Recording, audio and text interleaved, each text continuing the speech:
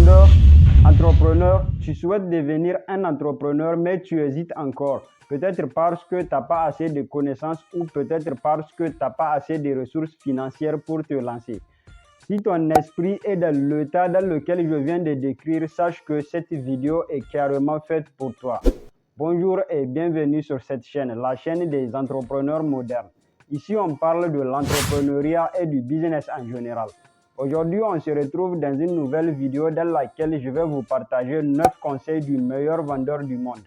Des conseils que moi-même j'aurais voulu connaître lorsque j'étais un peu plus jeune, lorsque je me suis commencé à m'intéresser à l'entrepreneuriat, et des conseils qui vont certainement vous aider et vous motiver à exceller dans tous vos projets entrepreneuriaux. Donc restez bien jusqu'à la fin. Et si vous êtes nouveau, je vous invite à vous abonner à la chaîne, à activer la cloche de notification pour ne pas rater les anciennes et les prochaines vidéos qui passent par là chaque semaine. Et si vous êtes encore plus sympa, je vais vous demander de me laisser un gros pouce bleu, car ça va me permettre de savoir que vous aimez mon contenu et que vous appréciez ce que je fais. Donc si vous avez fini de faire tout ça, on se retrouve après le générique.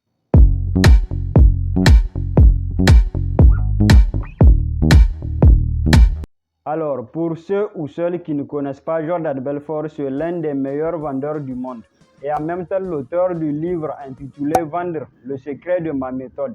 Un livre de vente qui a connu un vrai succès commercial et qui a été traduit en série, intitulé Le Loup de Wall Street, joué par l'acteur Leonardo DiCaprio. Si vous n'avez pas encore lu ce livre, je vous recommande d'acheter le vôtre, car dans ce dernier, vous y trouverez des parcelles et de parcelles de sagesse qui vont vous aider et vous motiver à devenir un meilleur entrepreneur. Donc aujourd'hui, je vais simplement vous partager les 9 conseils que Jordan Belfort répétait encore et encore de manière encore dans presque tous ses séminaires. Cependant, j'ai essayé de classer ces conseils dans un ordre logique. Du coup, selon moi, le premier conseil, le conseil le plus important, le plus essentiel et le plus vital pour tout entrepreneur est de passer à l'action. Dans le monde de l'entrepreneuriat, beaucoup de personnes ne vont jamais de l'avant, ne passent jamais à l'action parce que le plus souvent, ils visent le produit ou le plan d'affaires parfait, ce qui n'arrive presque jamais. Vous devez savoir que, comme disait le père riche de Robert Kiyosaki dans son livre intitulé Un guide pour investir, tout projet louable vaut la peine d'être tenté. Avez-vous déjà remarqué que le logiciel Windows de Microsoft nous est offert en plusieurs versions? D'abord le Windows 2.0, le Windows 3.0, le Windows 7.0 et ainsi de suite.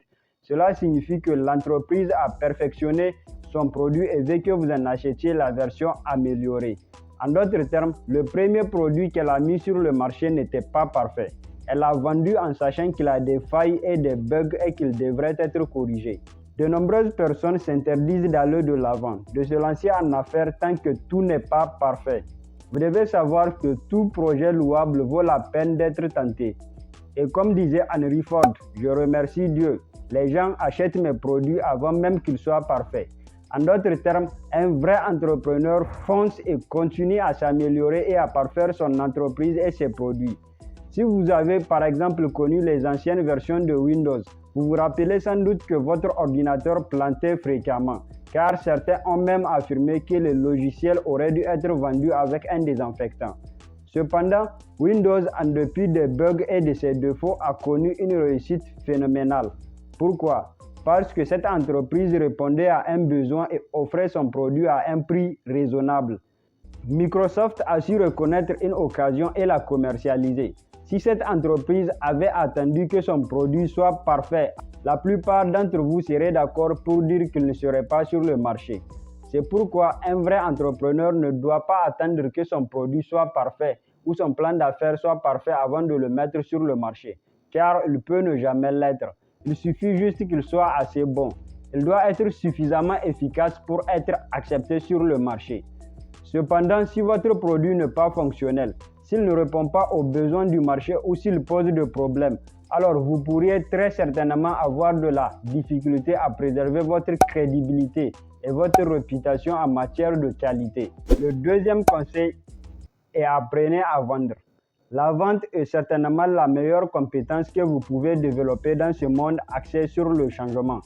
Par exemple, si vous êtes à un entretien d'embauche, vous essayerez de vendre vos qualités d'une certaine manière, car vous n'êtes pas là que pour avoir le job, mais pour négocier votre salaire. Par conséquent, lorsque vous êtes un entrepreneur et que vous cherchez à démarrer une entreprise, si vous ne savez pas vendre, si vous ne savez pas influencer, si vous ne savez pas persuader, alors vous aurez des difficultés à faire décoller votre entreprise. Je ne parle pas seulement de vos clients, je parle des banquiers, des investisseurs, de vos vendeurs, de vos processeurs de cartes de crédit, des gens qui travaillent pour vous. Comment motivez-vous les gens à travailler pour vous? Comment les excitez-vous? Comment les amener à vouloir adhérer à votre vision?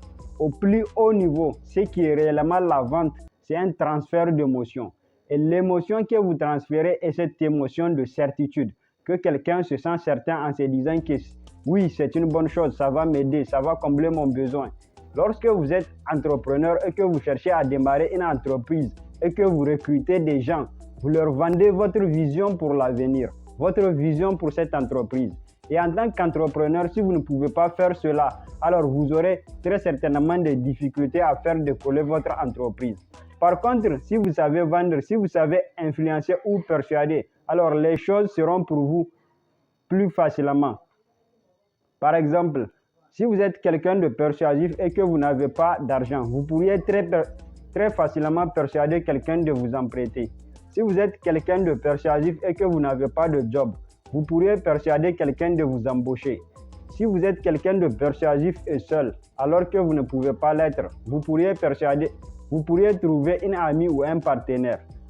D'après Tony Robbins, vous pourriez avoir une idée ou un produit qui peut changer le monde. Mais sans le pouvoir de persuader, vous n'avez rien. Communiquer ce que vous avez à offrir est la compétence la plus importante à développer. Tony Robbins est convaincu que la vente et la persuasion sont les meilleures compétences. Et même si je ne suis pas d'accord à 100% avec lui, je pense quand même que la capacité de persuader peut s'avérer réellement utile de nos jours. Troisième conseil est d'acquérir la compétence inconsciente.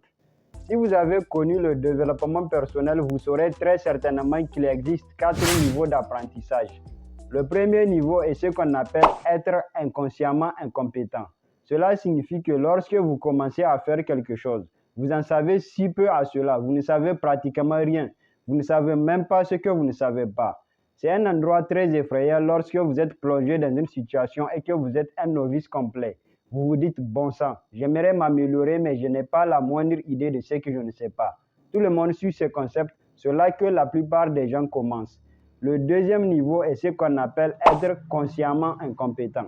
Cela signifie que vous vous dites, mon Dieu, je ne sais rien, qu'il y a ceci, il y a cela, il y a toutes ces stratégies et ces matières, elles sont toutes bien, mais je ne les connais pas. C'est le niveau suivant. Le niveau qui vient ensuite au-dessus de cela, c'est-à-dire le troisième niveau, est ce qu'on appelle être consciemment compétent.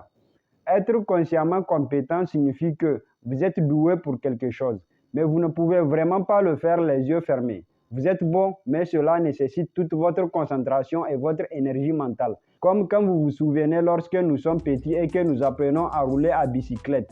Vous êtes en train de le faire et quelqu'un vous appelle par derrière. Excusez-moi, vous lui répondez aussitôt, n'essayez pas de m'interrompre. Vous ne pouvez donc pas rouler à bicyclette et regarder en arrière en même temps, n'est-ce pas? C'est lorsque vous êtes consciemment compétent de quelque chose. Il faut tout de votre concentration et de votre énergie mentale. Et le dernier niveau est ce qu'on appelle la compétence inconsciente. Cela signifie que lorsque vous êtes vraiment doué pour quelque chose, alors vous pouvez le faire sans y penser. Et la seule façon de passer de la compétence consciente à la compétence inconsciente est par la pratique. Il n'y a pas d'autre moyen. En le perçant dans votre tête, encore et encore, de manière encore, jusqu'à ce que votre cerveau clique simplement. Et tout d'un coup, vous utilisez la partie inconsciente de votre esprit, qui est infiniment plus puissante que votre esprit conscient. Le quatrième conseil est de se fixer des objectifs. La raison pour laquelle la plupart des gens ne réussissent pas dans la vie n'est pas parce qu'ils fixent des objectifs trop hauts, eux les ratent, mais parce qu'ils les fixent trop bas et les réalisent quand même. Vous comprenez cela? Ce n'est pas parce que vous vous fixez des objectifs trop élevés que vous les ratez, mais parce que vous les fixez trop bas et les réalisez quand même. Et vous vous retrouvez pris dans la lutte quotidienne moyenne et dans la médiocrité. L'idée ici est de fixer des objectifs trop élevés au-dessus de votre zone de confort, mais pas n'importe quel type d'objectif. Vous devez fixer des objectifs qui vous inspirent, des objectifs qui vous passionnent, car il y en a certains qui fixent des objectifs trop hauts. Mais la plupart des temps, ce ne sont pas les objectifs qui vous inspirent, des objectifs qui vous passionnent, qui vous font sauter hors du lit le matin, vous poussent à aller travailler pour vous-même, à assurer l'avenir pas seulement pour vous, mais pour votre famille. Ainsi, vous n'avez pas à faire de compromis ou d'acquiescer à qui que ce soit, à moins que vous ne le vouliez, à moins que vous ne les aimiez. Vous savez, c'est ça la liberté. Et l'argent n'est qu'un mécanisme pour y arriver. Le cinquième conseil est d'avoir une vision. La plupart des gens n'ont pas une vision convaincante de leur avenir. Ils ne l'ont pas. Ils passent la vie à se fixer des objectifs. Et les objectifs en eux seuls n'ont aucun pouvoir. Les objectifs avaient du pouvoir en 1959 lorsque Ernst Lachengal est venu à cette idée de se fixer des objectifs. Cela a fonctionné pendant environ 20 ans. Tout le monde a fixé des objectifs et a obtenu des résultats. Et bam, d'un coup, se fixer des objectifs est devenu comme synonyme de « oh, je vais me fixer des objectifs et qui se fout de ce qui va se passer après ». Se fixer des objectifs est devenu presque synonyme d'échec maintenant. Et je crois qu'il faut se fixer des objectifs. Mais il doit y avoir quelque chose au-dessus de vos objectifs. Et c'est votre vision. Elle n'a pas de point final. C'est un monde d'une certaine manière selon vous. Et cela vous inspire. Lorsque vous avez une vision convaincante de votre propre avenir, vous allez sauter hors du lit le matin et vous sentir bien à l'idée d'affronter la vie plutôt que d'être misérable ou d'aller à un travail que vous détestez ou de vivre une vie qui ne vous donne pas le pouvoir et juste se déplaçant chaque jour comme un automate, n'ayant pas vraiment les ailes, le courage et la grandeur de la vie. Être un grand entrepreneur, c'est avoir une vision, être capable de créer la vision, puis de vendre cette vision à d'autres personnes, de les motiver, de les amener à vouloir être inspirés, à y adhérer, à consacrer leur temps, leur énergie et leur travail acharné, à vous aider à créer votre vision. Et si vous êtes intelligent, vous pourriez partager la richesse et ce gagnant-gagnant pour tout le monde. Le sixième conseil est soyez honnête. La seule chose qui vous empêche d'obtenir ce que vous voulez dans la vie est tout simplement les excuses que vous vous avancez pour justifier le fait que vous ne pouvez pas l'avoir.